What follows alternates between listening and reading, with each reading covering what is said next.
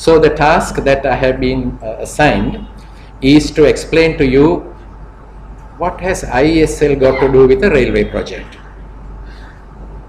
And secondly, an insight into the project costs, which is the subject assigned to me.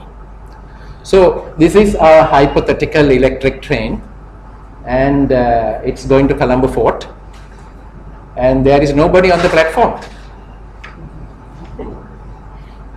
because the previous train has just left just 5 minutes ago. So probably this is Homagama station, and it's waiting to leave in 10 minutes. So in 10 minutes in the peak time, it will hopefully be half full when it leaves Homagama. All right, starting off my presentation, railway electrification has drawn the attention of many experts. Engineer Vimala Surendra in 1924, he wrote a paper in which railway electrification was mentioned.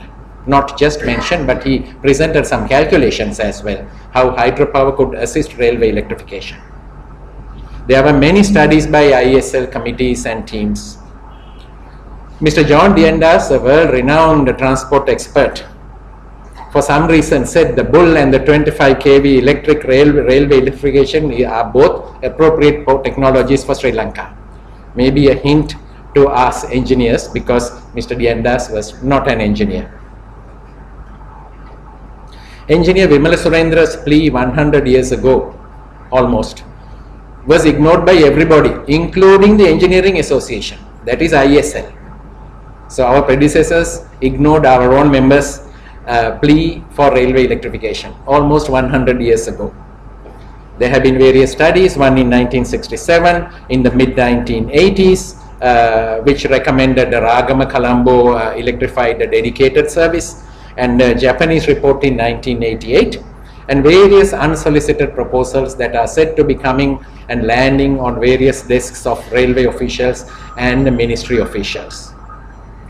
The 2008 IESL initiative was the most recent, and this is the so-called Gold Book.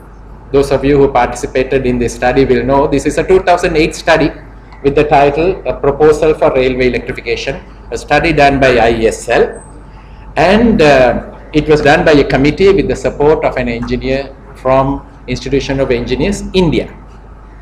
And the study concluded in summary that Panudura Veyangoda should be the first segment to be electrified. The reason being that 50% of the passengers today get in and get off between Panudura and Veyangoda. So that gives the maximum benefits. IESL worked with Sri Lanka Railways, Electricity Board, and the two relevant ministries, and we managed to get a joint cabinet paper drafted to be signed by the Ministers of Energy and Minister of Transport. But in 2010, this joint cabinet paper was lost in transit. Nothing happened. So then began 7 years of lobbying by various IESL committees. Most of them I participated as well, and frustration and rejection by many governments, ministers and departments. But IESL did not give up. Owing to our commitment to improve public transportation, and in 2015 we saw a change of attitude among politicians and officials, and the lost cabinet paper was found. I will not tell you where it was found, but it was found. Right? And it went through almost within a week or two. It went through, and the cabinet paper basically gave the policy go ahead to the project, and invited IESL also to join a steering committee that will manage and monitor this study, that will lead to the upgrading and electrification of the Colombo Suburban Railway network. So thereafter, the government approached the Asian Development Bank, and Asian Development Bank agreed to consider financing, initially technical support and subsequently financing. There are more seats here, you can come this way. If you could come this way, there are more seats here.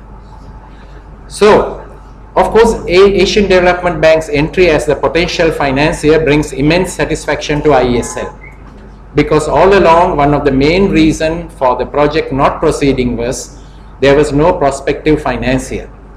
There were only proposals from developers who would be financing and building and perhaps owning and operating this kind of a system, and these proposals did not go very far.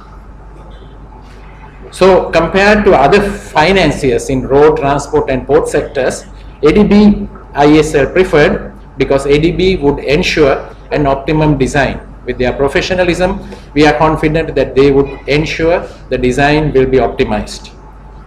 ADB would review project costs and ensure that there will be no arbitrary costing. ADB would insist on social and environmental safeguards.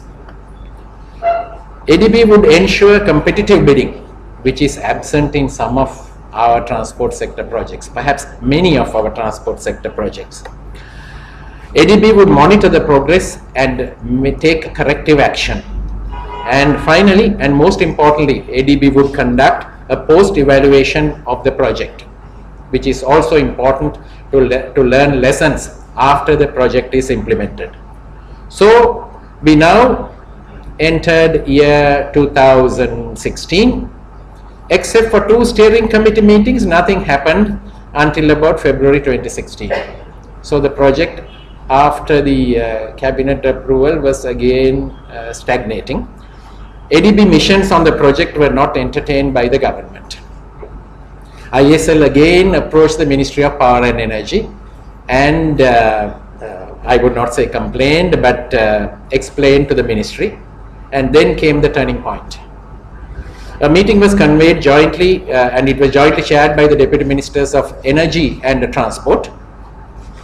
And I put the date as well. We have the records. ISL was invited to participate, at which Sri Lanka Railways agreed to consider the implementation of the project. And the 2 Deputy Ministers requested ISL to lead a temporary project management unit until a formal project management unit is appointed. So ISL held the project tight above the water without allowing it to sink for 6 months and collected information on information that would be required to conduct the feasibility study of on the project. And the ministers were very emphatic. In 5 days later, they called up another meeting to ensure that the project is now gradually moving. So this is the temporary project management unit, which had representations from Sri Lanka Railways, Electricity Board, etc., etc. I will not go into a lot of details. And the temporary project management unit visited various locations of the railway network, collecting information with the support of railway officials in preparation for the feasibility study. So these pictures were taken at Vayangota station, where the project management unit was received very well by the railway staff, and the little bit of ceremonies that were held there, because the railway staff thought that we came to actually start the project. So we came actually to start the feasibility study of the project. So anyway, all this has gone through. By April 2016, the project progress was again not good. Political enthusiasm was again on the decline. So what did we do?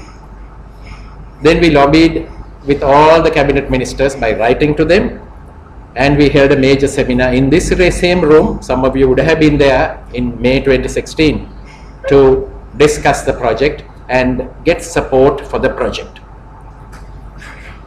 ISL initiative again worked, and a proper PMU was established by the government following the regular procedures. So the project management unit was established in the Ministry of Transport to take over the project and run the project, and the project director was appointed. So now the first hurdle is cleared. So therefore, at a meeting in July 2016, ISL formally handed over all the information that we collected to the new project director, whom you see in this picture. So, Mr. Fonseca, General Manager LECO, who was a member and a facilitator of the project management unit, handing over all our documents and reports to the new project director. Unfortunately, he is looking at the documents enthusiastically. So, Mr. Palitha Samarasinghe accepting the documents, and in the background you will see Secretary Transport and also ADB officials on this side, Mr. Marcus Rosanna, and the team leader of the consultants that ADB appointed to conduct the pre-feasibility study of the project. So at this point, IESL was satisfied that the project is now firmly on the ground. So therefore, the project can proceed and IESL role can be rolled back. But we, of course, kept a close watch on what's going on. So subsequently, what did we do? We were talking about 2016 and now it is 2019. So IESL diligently reviewed and prepared comprehensive documents on all the project design reports and followed up on responses to comments and meeting with project team to discuss IESL comments. So one-to-one meetings and meeting the Honorable Minister of Transport and Civil Aviation just 2 months ago to explain IESL position on certain design features of and cost estimates of the KV line. So these are the points that perhaps we need to discuss later in the day as we go on through this seminar. And of course, IESL assisted the project management unit whenever, and Asian Development Bank, whenever requested. It could be for minor things, it could be for major things. So status as of today on the KV line project. The Honorable Minister of Transport and Civil Aviation, in our meeting 2 months ago, he agreed to conduct an independent review on the design and costs with all the project team. We discussed, because we had some concerns about the project cost and the project design features, and that IESL will be actively